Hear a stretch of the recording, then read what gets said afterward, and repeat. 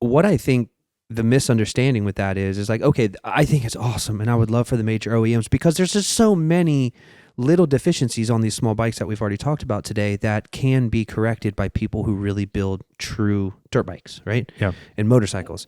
However, like, I don't think anybody really understands the price tag that's going to come along with that. And Do you think it's going to be really higher? 14,000, guarantee it, nothing less. It's too high. then. A Can-Am electric ADV bike is like $16,000 for like 45 miles of range. No one's buying it. And they can't give that thing away. There probably aren't that many made. What's the point of even, like, how much R&D and time spent going into that? It's a waste. It's a waste. And I'm not saying, like, nothing against It Can-Am. won't be if Honda. No one gives a fuck about Can-Am. No. In the dirt bike space. No. I'm sorry, but like no one does. And even the ADV space. Yeah. That's not what anybody's fucking doing. I'm just saying that like Can-Am is like, go to a Supercross race. How many Can-Am bikes do you see? You know what I mean? Like they're not selling race bikes. So not the point here. I just want to make you laugh. I love when Nate gets fired up about some shit. He's like so brutally honest. What I'm saying though is like, if Honda makes one of these bikes, people will want it. Yes. They'll Same with Yamaha. They'll want it. Same with Yamaha. Even if they do that weird thing, someone will want it. But I mean, Honda years ago, they released prototype stuff of the CR Electric. Mm-hmm. It's a normal electric dirt bike. Trey Kennard recently on Gypsy Tales talked about it. Jace asked him, what's the difference between that bike that you rode versus a Stark? And he just said that the Honda just it just felt like more of a race bike. I'm sure like the chassis was probably just like stiffer and shit. Better for that. Yeah. It's just like they have more experience building chassis too. Yeah. You know, I'm sure Stark does a really nice job, but it's probably just not like a CR chassis. You know? So there's going to be some guys, like you said, people are going to buy it if it ever comes out, which I don't even think it will. It will. Something will come out. Well, something will come out. Yeah. So like, I mean, it's just whether it's that or not. But I think here's the biggest problem, and this is where Stark's got it fucked up right now, in my opinion too. And I think Dust is going down that same road. Oh, I have a concept I want to go into next. Yeah, and this may lead right into that because this is all in the conversation that you and I had. If you don't have the ability to swap a battery in an electric bike, you're doing your company a disservice. You limit who can buy it. Everything. Yep. Komodo, by the way, I don't think it's a easily swappable That's battery. what you said. And I just learned that from the grid shift video, and I was like, they made it sound like it's bolted in, but like you could fabricate something to make it a quick change. But yeah, totally. I think you need to have something. If from the factory your battery can't be swapped in 30 seconds, you're gonna reduce how many people can buy it. 100%. Like, because certain kinds of racing just aren't going to work for that. And honestly, the best kind of racing for these kind of bikes is kind of like trail woods kind of racing stuff. Well, that's where they're the most in the woods for a lot of the bikes. Obviously, Stark has its own thing, but even that would be amazing to be able to swap batteries and go lighter. Well, like, I think to have a Stark that's not that heavy, dude. Right, exactly. And think about where these bikes excel and can really put a hurting on gas bikes is in the woods and on the trail. Yep.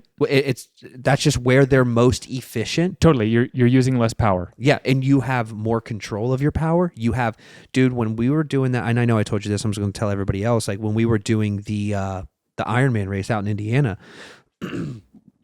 right after like 2 or 3 miles in, there's this big massive hill, and it was like really dry and all dusty, and it was just gnarly. Well, all the gas bikes, dude, like everybody's still bunched up at that point. You know what I mean? And there was like 700 people in my session, mind you. Okay. And you just said... It's just my phone. Don't even worry about it. You just said, I know where you're going with this, but to tee this up, you just said that you're timid coming into a lot of hill sections. I think that's my weakest point on the trail. And tell people what you did. Dude, and these people would just get piled up, and all this electric bike, it was just, and you just, whoa, right up the hills. Just bypass everyone. And I would make like 25 passes every single gnarly hill climb.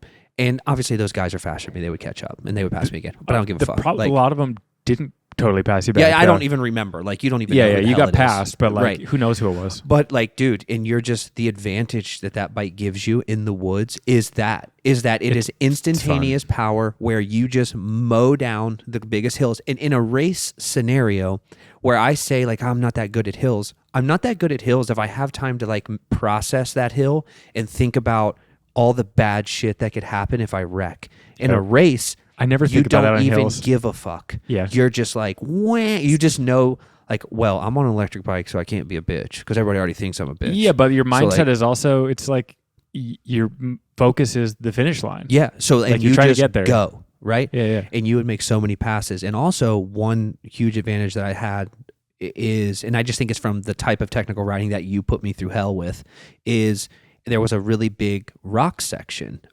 pretty gnarly boulders, loose creek rocks. So they're kind of moving all over the place, basketball style or basketball size, soccer ball size rocks. Smooth. And dude, I'm passing guys in the rocks that are far better riders than me, but they're just not good in that terrain. And the way the Ultra B is balanced in that Cirrus suspension, it's just and I'm just able to make up time and pass 4 or 5 people in those scenarios. Now, granted, they'll pass me back, right? In the spots in the woods where they are literally hucking into the blind abyss through trees. Yeah, but it's just like... But there's just those little spots where you can. It's not the rider that's better. Like, I'm not better than those guys as a general big rider. advantage in there. But the advantage of the bike is that. So you get a really good rider on an electric bike. You're just like, I mean, you straight get advantage. 100%. You get one of those really good riders on, but you can't. You cannot put one of those really good riders on a Stark because they will blow through that battery in a lap, and they cannot. For what race? GNCC. Yeah, because it's about a 13-mile loop. Yeah, they're great for hard enduro. Like the Stark can work for hard enduro. Yeah. But the GNCC, like, you need an ability to swap a battery. You need ability to swap a battery. And if you can't do that, you're setting yourself up for, like, you're going to lose sales. You're not. I'm not saying the company's not going to do well, but it's just you could do better if you had that ability, and that is so important. And that's my opinion. What I want to see, hit me. I see Dust and Benell. They're making moves. I don't know where Benell is right now. Do you say Bonnell or Bunnell? Benell. Yeah, making moves. Dust is, I would say, coming out first for sure. Like, I would assume so. They're coming out first. Really excited for that bike. I think that's a great option. I think it's going to be a solid bike. It would be something that I would probably buy. Mm-hmm. But honestly, if Stark, with their reputation, came out with a 7/8 size bike, a little bit bigger than a B, swappable battery, just as good as any other Stark in quality. They don't need it to be like totally as bling. Like, it could be a little bit even if less it expensive. is as bling. Yeah, and it's, what are they selling for $10,000 now? I think even like an EX is $10,000 roughly. I don't know, but I think that's what it is. 9,000. So yeah, 8,500, totally. 9,000, and be ready to sell me a second battery. And yes, and allow me to like buy it in the cart. 100%. Yep. Add this. Would you like to add a secondary swappable battery? Yes, please. Yep. And do you need another bike?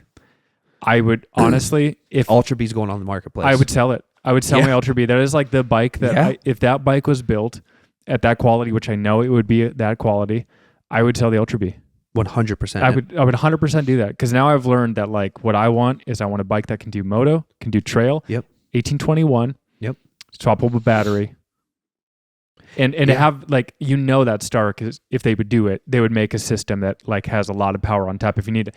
Doesn't need to be 80 horsepower either. Well, and like, I think that just is there. They could limit it. I think they should limit it if they do it to 50, 40.